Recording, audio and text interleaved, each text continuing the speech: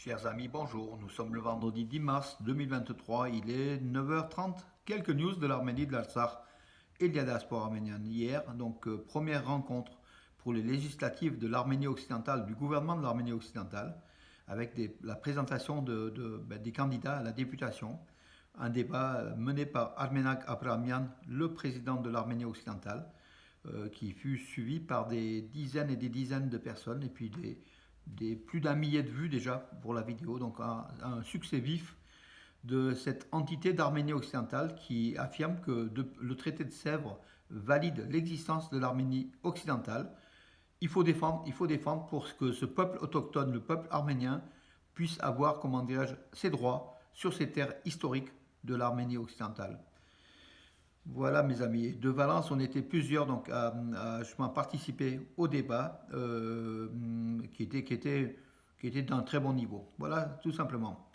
Les intellectuels français sont de plus en plus nombreux à soutenir l'Arménie. Donc hier soir, une tribune dans l'Express, un appel des intellectuels français pour l'Arménie.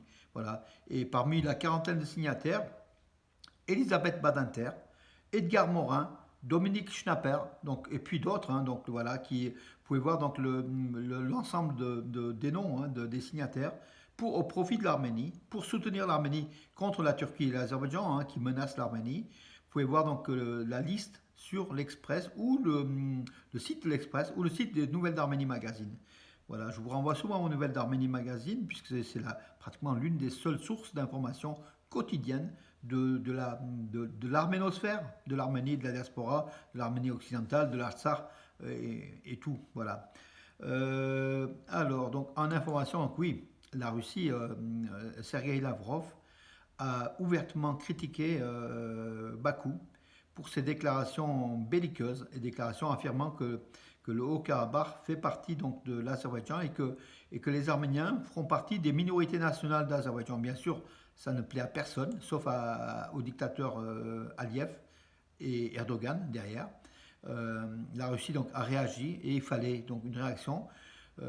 Puisque donc hier à Bakou a débuté donc une conférence, une conférence donc menée par Bakou, commandée par Bakou Aliyev, rien que pour assouvir sa propagande, tout simplement. Une pseudo-conférence avec des pseudo-chercheurs politiques. Donc la conférence, le 10e forum mondial sur défis et espoir. Donc ça va tenir, c'est encore jusqu'à dimanche, sur 3 jours. Non, samedi, jusqu'au 11. Bien sûr, tous les dictats d'Aliyev passent lors de cette conférence. Et l'élément important, c'est dire que l'Artsakh fait partie de l'Azerbaïdjan et les Arméniens feront partie des minorités donc, nationales d'Azerbaïdjan. Ils bénéficieront d'un traitement meilleur que ce qu'ils ont actuellement. Cela veut dire que Bakou affirme que les Arméniens ont plus intérêt à se joindre à l'Azerbaïdjan qu'à l'Arménie. C'est grosso modo cela.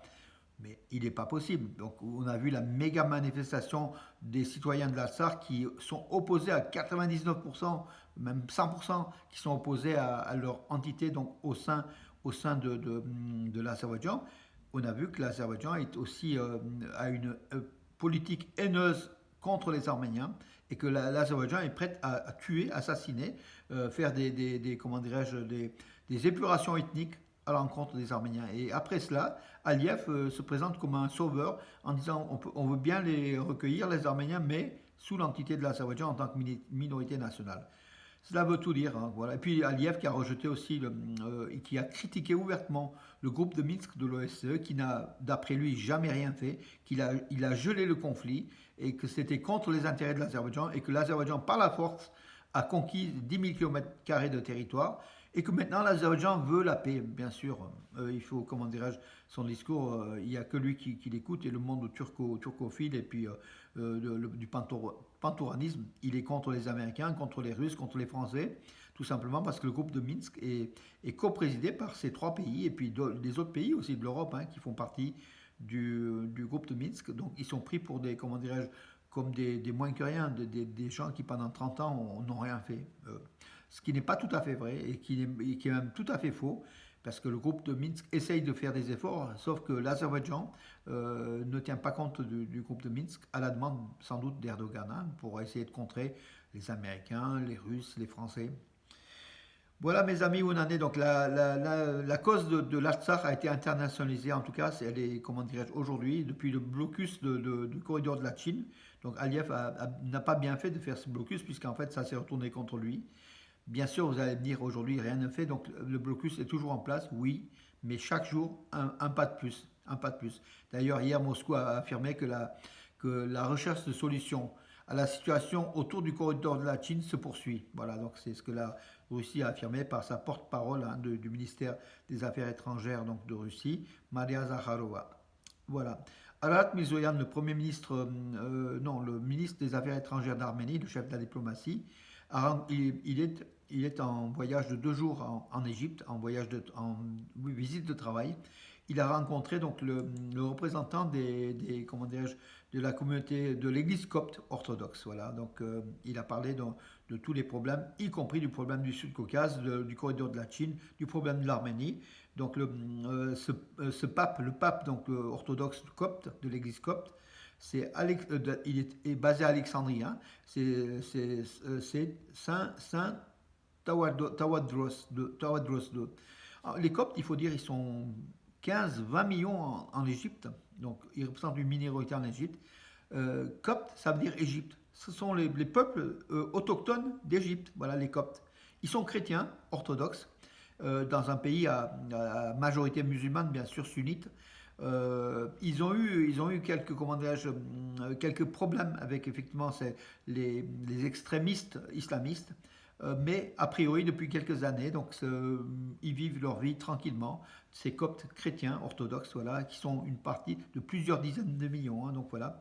Et leur sort ressemble un petit peu au sort des Arméniens en fait, hein, voilà, une singularité. D'ailleurs, le pape d'Alexandrie, donc le pape copte, a affirmé que les Arméniens ont eu en Égypte ont eu un apport très très important et que les relations entre la communauté copte et la communauté arménienne est très bonne, également entre la communauté arménienne et la communauté égyptienne, même musulmane, hein. Donc voilà, les Arméniens ont toujours entretenu de bonnes relations, puisque comme Ararat Mirzoyan l'a affirmé devant le secrétaire général de la Ligue arabe, les Arméniens, donc l'Arménie a une politique plutôt, donc n'est pas tout conflit contre un pays de l'islam, c'est pas en fait une guerre de religion. Tout simplement, l'Arménie respecte toutes les religions et est en très bonne harmonie avec l'islam aussi, hein. Voilà, donc un message qui est passé et qui démontre effectivement que les Arméniens sont ouverts. Les communautés arméniennes ont vécu durant des siècles dans un environnement musulman. Moi, je suis né en Syrie, à Alep, vous savez, les Arméniens étaient minoritaires dans un monde musulman, mais les relations étaient toujours très très bonnes avec l'islam et les populations.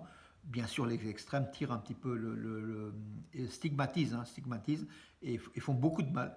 Mais l'ensemble des religions vit de façon harmonieuse si les chefs des communautés religieuses sont intelligentes et pensent que c'est finalement cette terre-là est pour tout le monde, hein, tout simplement. Donc beaucoup moins, il faut sans le rejet des uns et des autres en matière de religion aussi. L'Arménie, donc, qui a accueilli 1,7 million de touristes l'an dernier, va vers cette année à 2 millions si rien ne se passe, s'il n'y a pas d'événement autre, hein, donc si le cours normal, vers les 2 millions. C'est ce qu'a déclaré le responsable du tourisme en Arménie, donc le Mehak Abresian. Voilà. Et puis l'objectif de l'Arménie, en 2026, c'est arriver à 2,5 millions de touristes par an.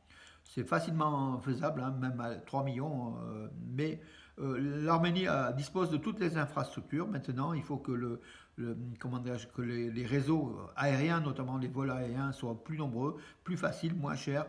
Après, tout le reste, c'est une logistique, hein. Mais l'Arménie, au niveau de l'hôtellerie, au niveau de l'hébergement, a le potentiel d'accueillir 3 millions de touristes par an sans investissement autre, donc a priori.